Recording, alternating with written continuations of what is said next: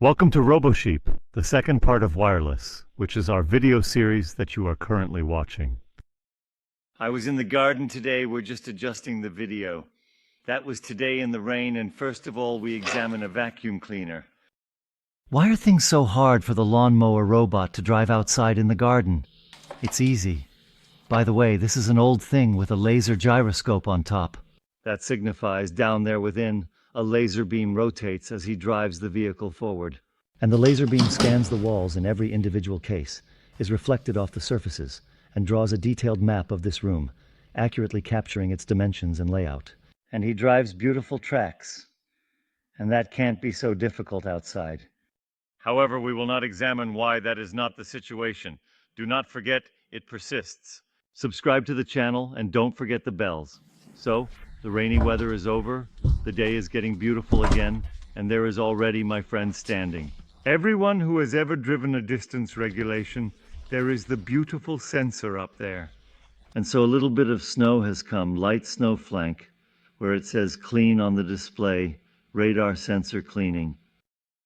And that is precisely the issue at hand. Wow, it seems to resemble an ordinary day with rain showers. Dirt everywhere. Naturally, pollen is currently a highly discussed subject, and it didn't simply cease to exist. I intentionally placed him in front of my curls. However, that's the way it looks in a typical garden after it has rained. And not just during rainfall. A tiny amount of pollen, and kindly visualize a 4K camera positioned beneath this exquisite cover that we currently possess in that particular area. Have fun, as it recognizes any obstacle. There is our next friend in the charging station.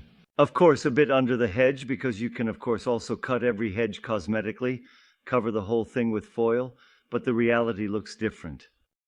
Yes, it is possible to state that he is currently facing a ban at the moment, to some extent, one might argue. That is how it goes across the robot systems and through the robot world. And you can already imagine, here we are in the actual problem of wireless robot navigation that needs to be addressed. And that's what the manufacturers want to hang on you so nicely. What a little rain and pollen can do. We were just in my little garden up there, just like many of you have at home.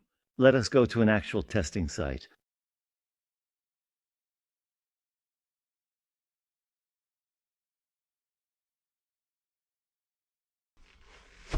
Otherwise it will get a little wet. While we walk down there, we will now talk a little bit about the difference. What's different now? At STIGA, and of course at Husqvarna EPOS. Yes, but the price, quite clear. But let's see how our e-bus is doing. The one now have to tackle this terrain, which you already know from the last video, from part 1. It also rained there. Yes, hello, you're definitely here today, right? Yes, it's clear. Yes, because it is simply dirty and messy. Consequently, the Epic machine also mows this garden here inside and takes care of the chicken coop area. And let's take a look. A typically casual situation. You should facilitate drive this transition. Imagine we ride in there with the bikes. How the robot still looks out there when it's a little damp. Of course, dirt is the topic of the century when it comes to lawn robots. He is over there. And as you can see, wow, after such rain, it's almost a golf course. It is a beautiful sight. The shapes are truly awesome. And now, let's take a closer look at Robbie, the fascinating creation. Just picture the presence of a collection of Arctic sensors in this particular area. It would be truly remarkable to have such a monitoring system in place. Pretty banished.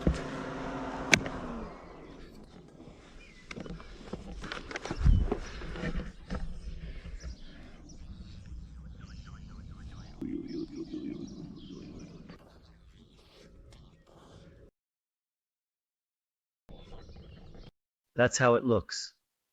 This is the real life. And not the beautiful garden with the beautiful slabs, where the sun always shines. The lawn is mowed so short, and there are no bushes. Observe the impressive appearance behind me on a rainy day. And most importantly, when you venture outside and the systems remain stable, functioning exactly as you envision. However, I can't sit in the dirt today. No, let's be serious. Now the chaff is separating from the wheat. And now you have the very clear reason why Husqvarna is highly serious about not using EPOS for any pneumatic, optical, or laser sensor. The same applies to STIGA, as they do not function effectively in the garden. Additionally, the only option is to attach it to yourself and instruct you to clean the 4K camera twice daily on my behalf. That means in all models where you talk about a super high resolution camera, an ultrasonic sensor, an air pressure sensor, or any other sensor.